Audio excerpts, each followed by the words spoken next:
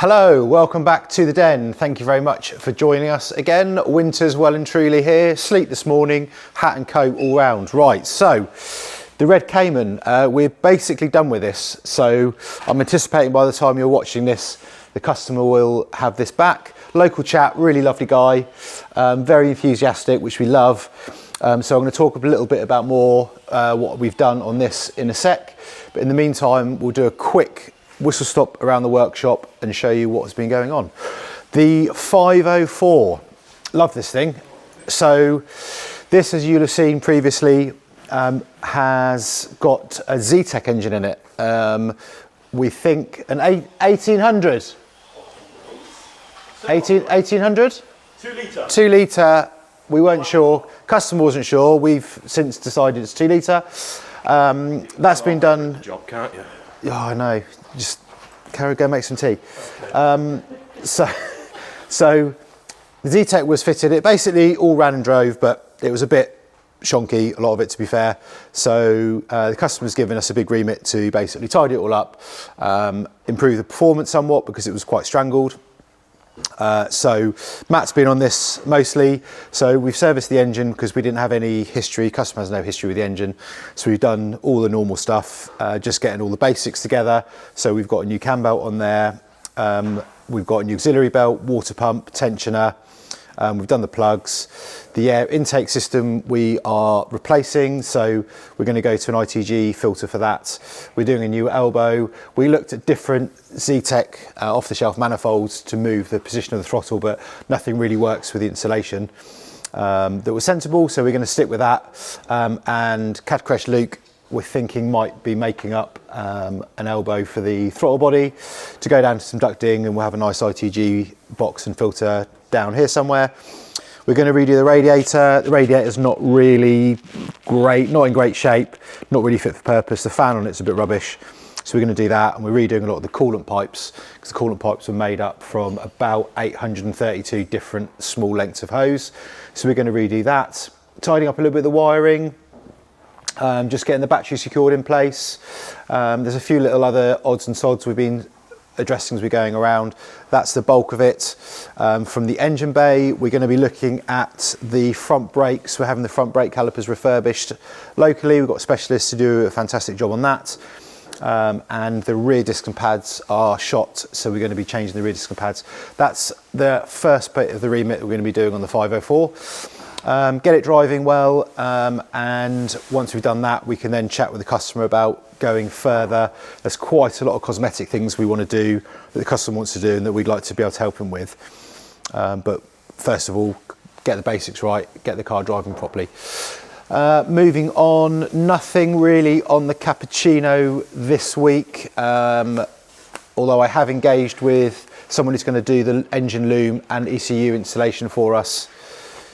You go away. So that's all good, so I've got progress on that. Owen is soldiering on with the Lexus. We are now having parts coming in fairly regularly for the Lexus, having been let down previously. So we've now got coolant pipes, brand new coolant hoses on there. So Owen's getting that together. They literally arrived about an hour ago. So they're going on, get the coolant system filled, and we can then fire it up, which is going to be very, very exciting. And we're waiting for a few bits for the back end still, but yeah, coolant hose is a big thing, that's really good. And Callum is sorting out the audio for this very kindly. And I know that he's got some audio bits that have arrived at Retropower, so he's going to be coming over to start looking at integrating that, which is very exciting.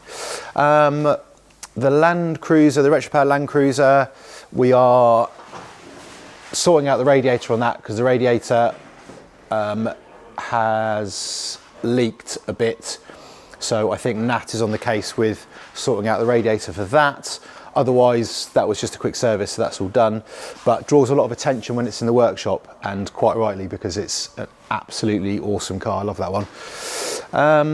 What have we got over here? MGF. We had a nice breakthrough on the MGF this week because we had a lot of head scratching with the controls for the heated seats that we've retrofitted, and the customer wanted to have an OE sort of Rover Group heated seat switch, which fits in the centre console in a blank. So we've finally been able to do that. We've got an electrician who came in to help us out because it basically it didn't work as we wanted it to work, and he's made it work as it should be working. So that's all working. Very pleased with that, because I was getting to a point where we're going to have to draw a line under it. So we are now getting the interior back together. We've taken the bulkhead panel out between the seats and the fuel tank, give that a clean up, give it a coat of paint. So that is drying at the moment. We can then put that in. We can start getting the carpets back in and get the seats back in, which were reupholstered, get some of the bits of the dashboard back in, and then we're going to be getting on to some road testing, which I think I talked about 2 weeks ago, and we're still not there, but we are getting along nicely with that, which is fantastic.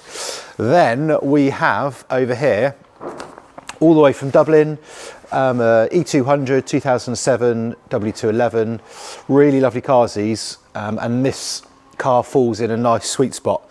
The early 211s, they had quite a problematic electronic braking system called SBC, which was prone to failure. And I believe I'm right in saying that they actually had a counter on, and after a certain number of cycles, it would actually become kind of self-obsolete, basically broke. And Mercedes ended up doing hundreds of thousands of them on warranty, and they sacked off the whole system in the end. So this is a later car that doesn't have SBC, but as the customer was saying to me, it's not new enough to fall into a higher tax bracket for Ireland. So it's actually a nice sweet spot between that technology and it not costing a fortune in road tax. So he wants to basically invest in the car. So we see this more and more now. He wants some proper good work doing on it. And he can basically carry on running it. There's nothing wrong with the car. It's previously been converted to LPG, which he really likes, so he gets good economy from it. And he does quite a lot of miles on his commute, so it's ideal for what he wants and for his use. So we have been going over and sorting some things out for him. The main thing was that the rear brakes were not quite right, and the parking brake had been over adjusted. These have parking brake shoes inside the disc. And then the operation on this is actually on a foot pedal to the left hand side, past where your clutch would be. He said he'd had it looked at several times, never been quite right, basically just been over adjusted, and the disc had become damaged. So the rear discs were worn to excess anyway, so we've changed all the rear brakes, set up the parking brake properly. The front brakes looked like they'd gone metal to metal at some point, and the discs have been left on, the pads changed. So we've put new discs and pads on the front as well. And the customer had also previously had the front and all rear springs and dampers changed, and they were aftermarket stuff. They didn't really fit properly, and the ride height on the front was about 30 or 40 mil too high, and the rear was actually on lowering springs. So it kind of looked a bit ridiculous. Not to mention compromising the kind of handling and the safety. So we are going back to all genuine Mercedes springs and dampers all round to rectify that. On this visit, the customer also came over with a set of 18-inch, just sort of normal Mercedes 18-inch wheels that he wanted to go on. They had been refurbished, but not very well, to be honest. So he was happy for us to get them done properly. We've got a guy in Coventry who does all our wheels, absolutely fantastic. Never had a bad wheel from him in nearly 8 years. So he's redoing the wheels for us. Some really good quality Continental tyres for him. So it's going to look really quite good once the ride height is sorted and we've got the 18-inch wheels on. It'll look fantastic. We are then going to be quoting him for some interior work. So the driver's seat bolts are just worn through because it's done quite a lot of mileage. So James rather, is going to put together an estimate for some upholstery, which we'll probably look at in due course. And also next visit, we're going to get into a little bit more on this engine. This is a 271 engine, 4-cylinder supercharged engine. They're quite known for having weak timing chains. So we're going to do a timing chain on it. And the front cover and the cam cover, they leak quite badly as well on these. And this one is leaking quite badly. So we're going to be looking at that next time it comes back. This is a rare occasion where this car is the customer's daily driver. So we've got it for a couple of weeks. So we're going to get through what we can now, and he's going to visit us again, hopefully in the spring, and then we can get a bit more of that work done. There you go, I'll give you one this time. I'm not going to tease you. It's made Thank you, mate. Thank you, mate. I appreciate it. Thank you very much indeed. Cheers, everyone. Coffee from Roundstone Coffee. Get your coffee from Roundstone Coffee. It's bloody good.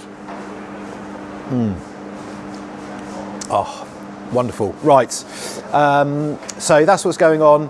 No big updates on anything else at the moment. But I want to talk to you about the Cayman in a bit more detail.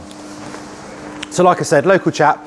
He bought the car in, I think, March, April this year, and he popped in to kind of see what we do. He'd watched the YouTube, wanted to come and meet us and say hello. Really lovely guy. So he's lived with the car for about 6 months before he brought it in. We've done our inspection.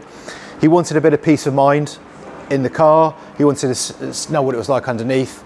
Just get a general picture that he hadn't bought a pup. He was a bit worried he'd bought a pup. And to be honest, he hasn't. Really lovely car. We were saying just a second ago, it's hard to think this is actually a 19-year-old car, which I just think, I don't know, it just seems nuts to me that a car this nice and this, you know, perceptively modern car is actually 19 years old.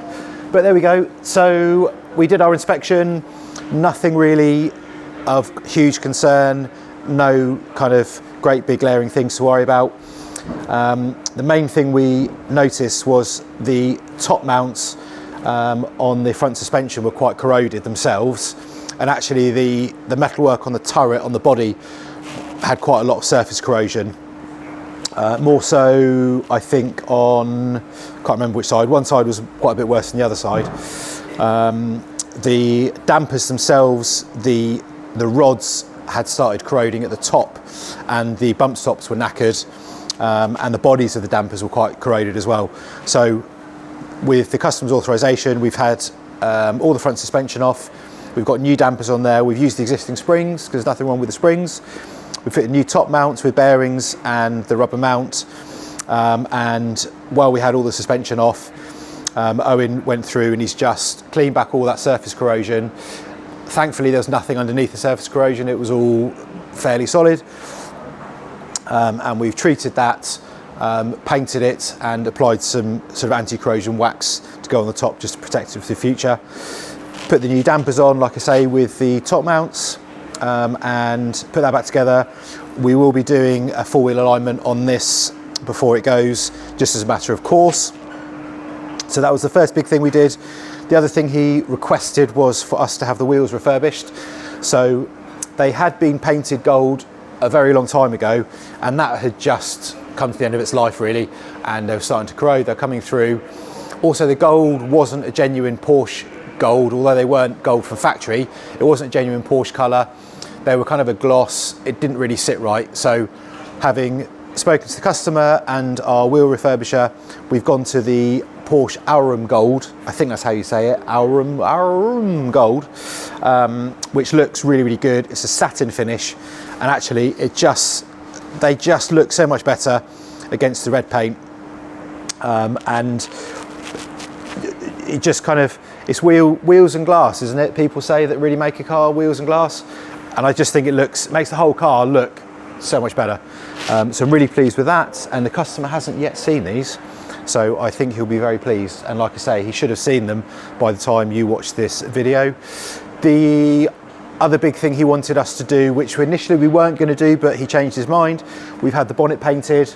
So these have an aluminium bonnet, and there was some corrosion coming up around the badge, both on the outside, but actually there was some corrosion on the inside where the latch is.